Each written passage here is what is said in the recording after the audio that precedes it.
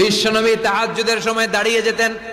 ছোট্ট একটা ঘরে চাটাইয়ের উপরে বিশ্বনবী মা এসে শুতেন, গাদাগাদি করে জায়গা নাই। মাঝরাতে বিশ্বনবী তাহাজ্জুদের জন্য দাঁড়াতেন, আল্লাহু আকবার বলে দাঁড়িয়ে যেতেন, নামাজ শুরু করে দিতেন। বিশাল বড় সূরা পড়তেন, কেরাত পড়তেন, রুকু করতেন, কিন্তু সিজদার জায়গায় সিজদা দেওয়ার জায়গা নাই। সিজদার জায়গায় মা এসা পা বিছিয়ে শুয়ে আছে।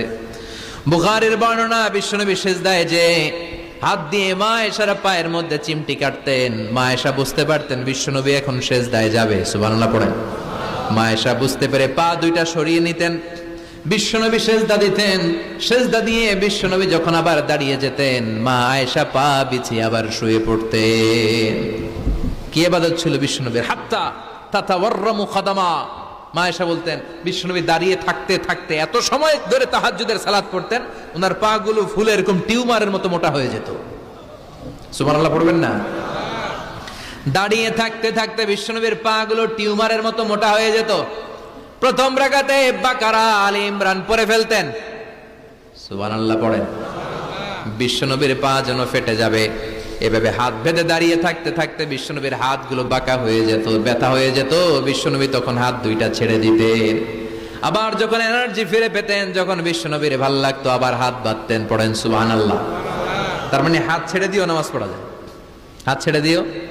মালিকি মাযহাবের কিছু স্কলাররা ওনারা মত নিয়েছে, ওনাদের অনুসারীরা এরসাল করে, আমাদের দেশে কেউ বাদে এইভাবে, কেউ এইভাবে, কেউ এইভাবে। মালিকিরা বাদেই না, কেউ বাদবই না, কি করবি কর, আছে না নাই? আপনি যদি হজ করতে যান মক্কা মদিনায় এই আমলগুলো দেখতে পারবেন। এটা সুন্নাত একটা আমল। হাত ছেড়ে দিলেও যেখানে সালাত হয়ে যায় ওই জায়গায় কই বাঁধবে এই নিয়ে কিলাকিলি আছে না নাই? উপরে না নিচে, আমিন জোরে না আসতে, আছে না নাই? বিশ্বনবী লম্বা সময় দাঁড়িয়ে তাহাজ্জুদ পড়তেন। তাহাজ্জুদ পড়লে আপনার মর্যাদা বাড়ায় দিবে কে? সাইয়েদনা জিবরাইল বললেন ইন্না শারাফাল মুমিন ফি কিয়ামিল লাইল। বিশ্বনবী বললেন জিবরাইল এসে আমাকে বলে গিয়েছে মুমিনের মর্যাদা তাহাজ্জুদের নামাজের ভেতর। সুবহানাল্লাহ পড়েন। তাহাজ্জুদের নামাজ পড়লে মর্যাদা বাড়ায় দেয় কে? 2 নাম্বার কুরবাতুন ইলাল্লাহ। তাহাজ্জুদের নামাজ পড়লে আল্লাহর সাথে নৈকট্য বাড়িয়ে দেয় কে? আল্লাহর সাথে কানেক্টিভিটি আপনার বেড়ে যাবে। আমাদের দুনিয়াতে সব জায়গায় কানেক্টিভিটি আছে। এমপির সাথে হাত আছে, চেয়ারম্যানের সাথে হাত আছে, ওই এসআই এর সাথে হাত আছে, পুলিশের আইজির সাথে হাত আছে, কিন্তু আল্লাহর সাথে হাতটা নাই। কথা কন। আসল জায়গায় কানেকশন লাগানো দরকার। চিল্লায় বলেন ঠিক কি না? মান লাহুল মাওলা ফালাহুল কুল্লু।